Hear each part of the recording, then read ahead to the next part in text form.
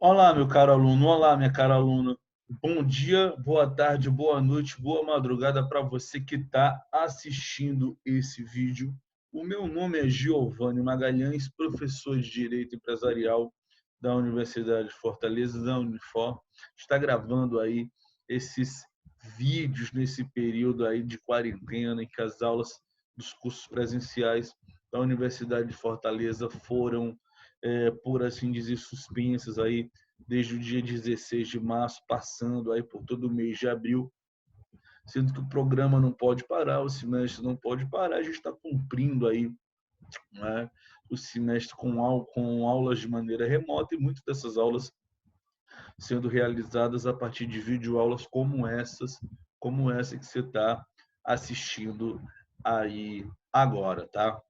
A propósito, cara, se você não é meu aluno, você não me conhece, está me encontrando aqui hoje, tá?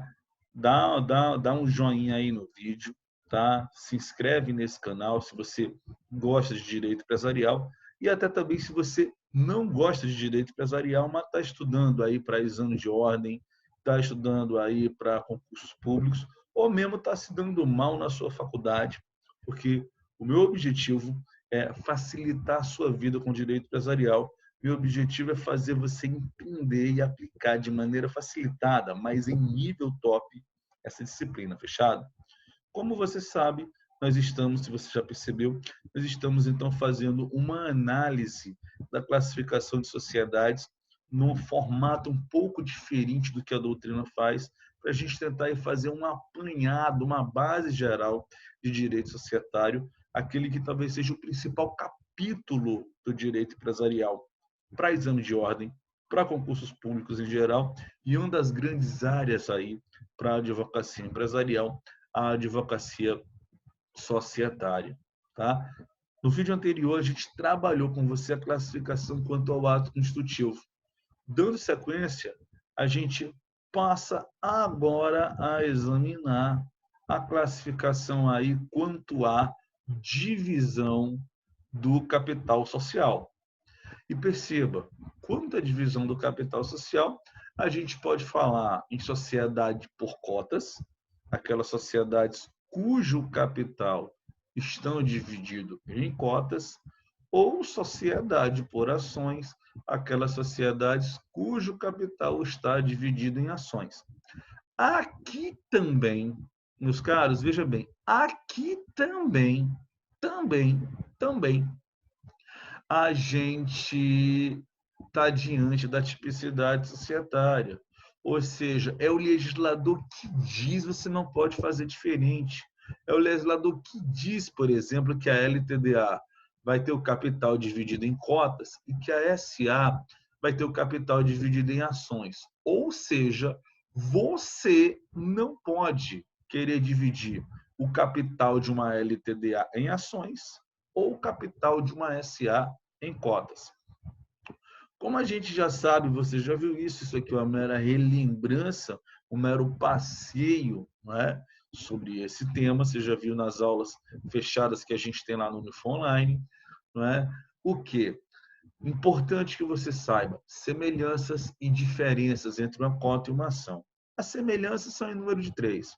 Primeiro, elas representam o modo de divisão do capital social, né, como a classificação aí está mostrando, você percebe, ou o capital ele é dividido em cotas, ou o capital ele é dividido em ações.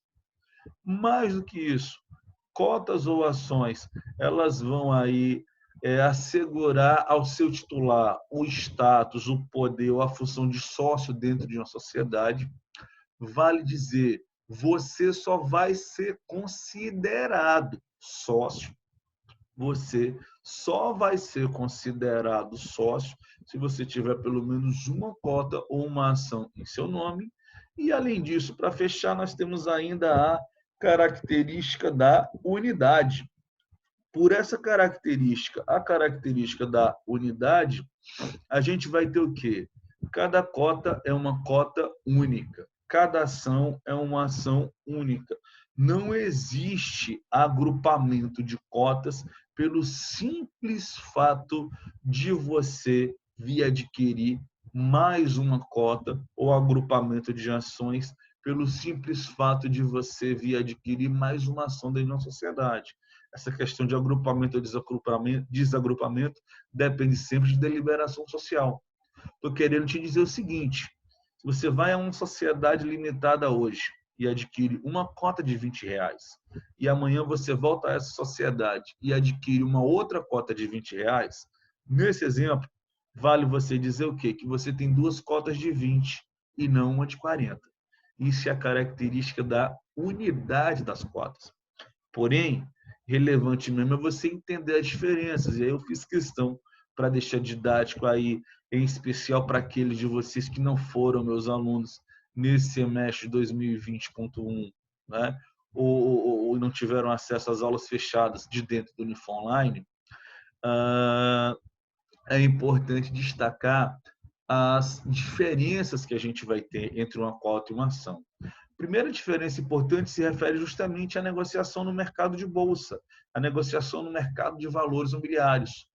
Cotas nunca poderão ser negociadas em bolsa, porque cotas não têm cotação perante a Bolsa de Valores, já que cotas não representam valores mobiliários.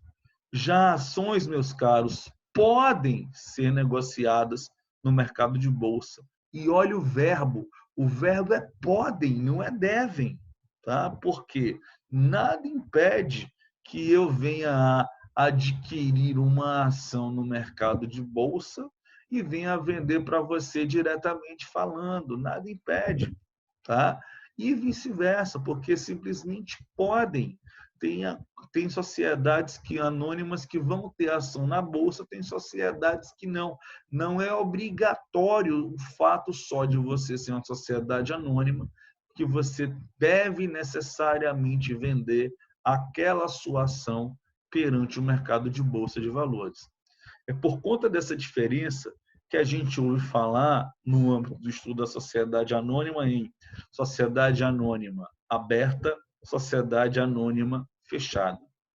Meus caros, essa classificação da anônima aberta e fechada, você vai ver no artigo 4º da Lei 6404 de 76.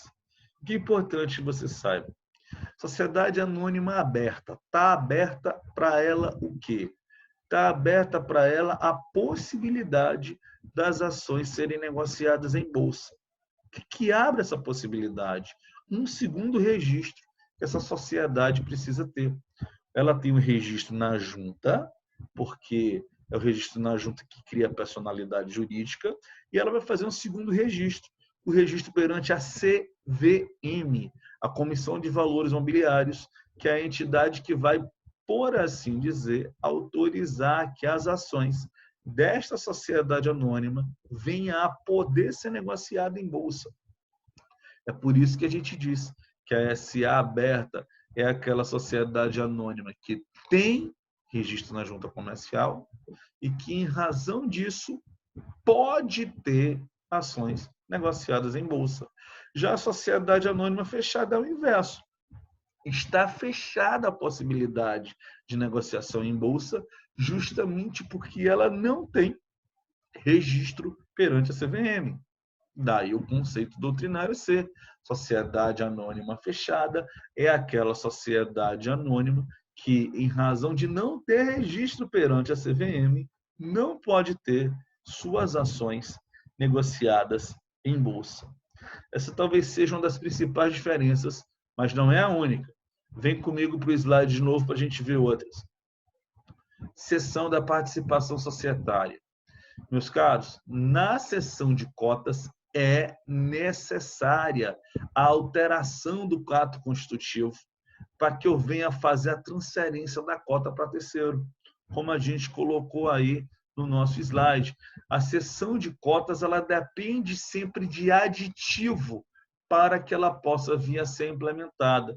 Se eu sou sócio de uma limitada e eu quero transferir as minhas cotas para você, eu preciso que sempre de um aditivo fazendo aí essa transferência, alterando o contrato social. Já para ações, não. A seção da participação societária, ela independe de aditivos. Também pudera, né, meus caros? Vejam bem, né? Imagina uma sociedade anônima que se torna aberta, tendo aí ações negociadas a todo segundo de funcionamento da bolsa. Imagina se cada venda de ação dessa você precisasse de um aditivo para que essa venda dessa ação pudesse ser implementada. Na menor das hipóteses, a junta comercial tinha que se, ou melhor, a sociedade anônima teria que se mudar para dentro da junta comercial, que não faz o menor sentido. É da própria dinâmica da sociedade estatutária, mais ainda no fato dela ter o capital dividido por ações, a possibilidade dessas ações virem a ser transferidas, virem a ser negociadas, e essa transferência, ela independer, vamos dizer assim, de aditivo. Para finalizar essa diferença, o que acontece? Indivisibilidade. Meus amigos, com o Código Civil, artigo 1056, as cotas elas passaram a ser fracionáveis em regra, passaram a ser divisíveis em regra. É possível a gente fracionar hoje em dia uma cota por ocasião da sua transferência, seja inter vivos, seja causar mortes. Né? Se diz em regra porque é possível que você vede esse fracionamento no contrato social, mas não havendo vedação, hoje é possível o fracionamento de cotas. Já o fracionamento de ações, a legislação ela não admite. Tá? Dando sequência,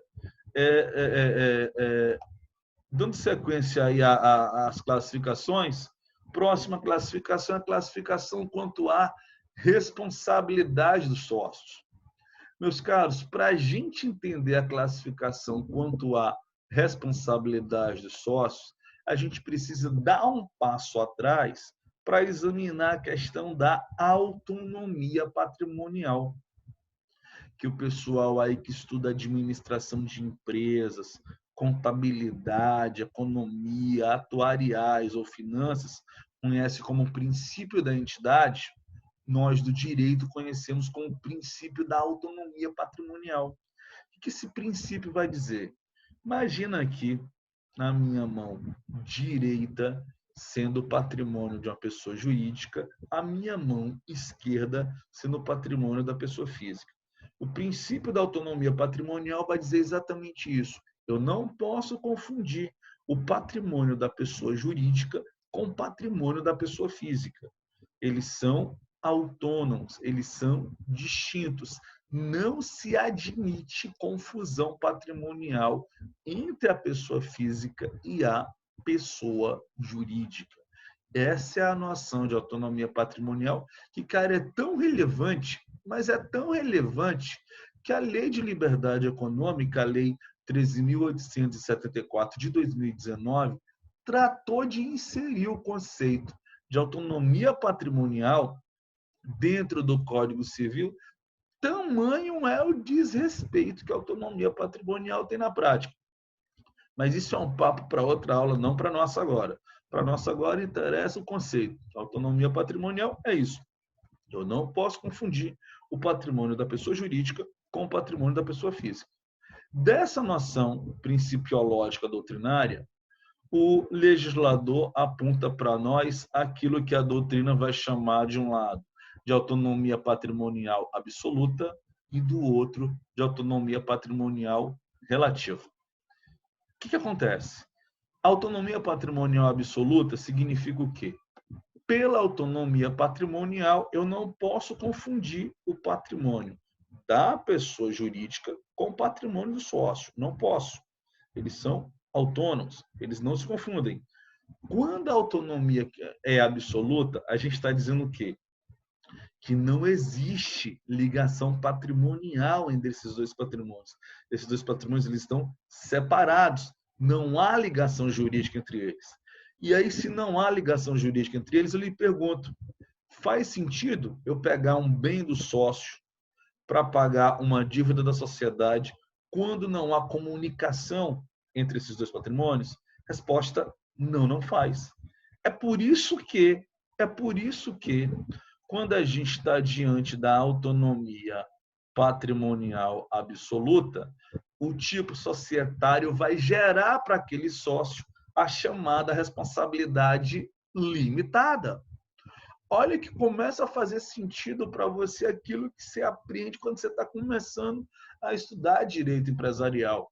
Né? E que é a responsabilidade limitada? É o fato do sócio ele não perder bens pessoais por débitos empresariais. E por que ele não perde? Ele não perde justamente porque esse patrimônio está separado. A menos que eu caia numa situação de desconsideração da personalidade jurídica, que é exceção à lógica toda, portanto, a gente está guiando aqui a regra geral, eu não vou ver jamais bem pessoal do sócio sendo utilizado para pagar a conta da sociedade se ele tiver autonomia absoluta. Diferente, entretanto, é a situação da autonomia relativa. Veja, autonomia patrimonial, eu não confundo. Só que se agora a autonomia patrimonial for relativa, isso significa dizer o quê? Que há ligação jurídica entre o patrimônio da sociedade e o patrimônio dos sócios. Se há ligação jurídica, eu posso agora pegar um bem do sócio para pagar um débito da sociedade, isso independentemente de eu pensar em desconsideração da personalidade jurídica. Tá? É por isso que a gente vai dizer o quê? Que na autonomia patrimonial relativa, o sócio vai ter a chamada responsabilidade subsidiária, cuja responsabilidade subsidiária está prevista no artigo 1024, que vai dizer para nós o quê? Eu só posso alcançar os bens pessoais dos sócios depois de executar integralmente o patrimônio da sociedade. Volta àquilo que a gente falava em aulas anteriores. Na relação jurídica sócio-sócio, esta relação sócio-sócio é que é a relação de responsabilidade solidária. A responsabilidade subsidiária é a que é utilizada na relação sócio-sociedade. Tá? Ou seja, tá?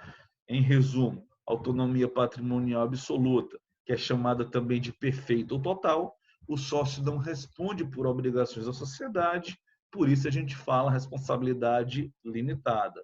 Autonomia relativa, também chamada de parcial ou imperfeita, a responsabilidade é subsidiária 1024. Eu até posso alcançar o patrimônio pessoal do sócio, desde que antes eu alcance o patrimônio da pessoa jurídica de maneira global. E aí é importante que você perceba que, a depender do caso concreto, esta responsabilidade subsidiária ela será solidária e ilimitada ou ela será subsidiária, porém limitada. Perceba aqui, para a gente ir para o finalmente desse vídeo, o seguinte: eu tenho uma forma de autonomia patrimonial absoluta, responsabilidade limitada, ponto final. Eu tenho duas formas de autonomia relativa, responsabilidade subsidiária solidária e limitada, responsabilidade subsidiária, porém limitada.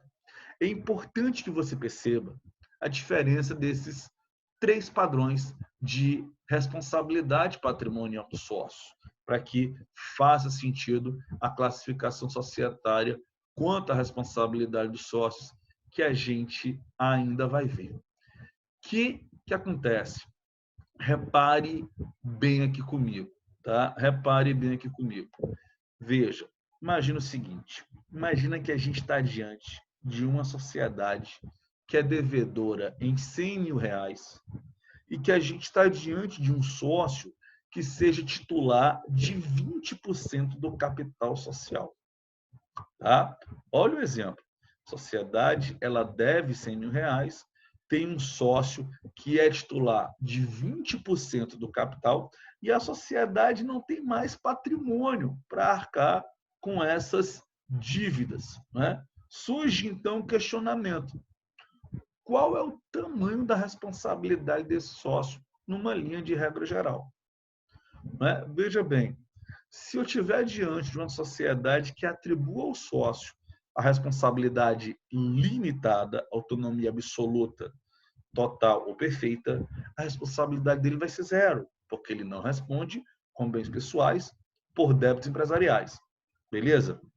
Agora, se a responsabilidade dele for subsidiária, solidária e ilimitada, aí a responsabilidade dele vai ser pelos 100 mil reais. Ele vai se obrigar de maneira integral por essa conta. Veja, solidária e ilimitada, sem limite. Tá? Ainda que ele venha a regressar perante os demais sócios, cobrando a cota à parte, isso é um problema interno da gestão da sociedade, pouco vai interessar. O que interessa é a responsabilidade perante terceiro. Perante terceiro, ele vai responder de maneira integral. Já por final, ficando no último esquema da responsabilidade subsidiária, porém limitada, a responsabilidade do sócio aqui será por 20 mil reais. Nesta segunda hipótese de autonomia patrimonial relativa, eu posso dizer, ó, só pago 20, vai cobrar os 80 dos demais sócios. Beleza? Bom, a gente mata essa videoaula aqui e a gente volta, então, no próximo videoaula, no próximo tema, trazendo aí para você a continuidade dessa classificação quanto à responsabilidade dos sócios, beleza? É o tempo de se levantar, tomar uma água, dar uma esticada na costela e voltar para assistir a próxima videoaula comigo. Valeu, até a próxima.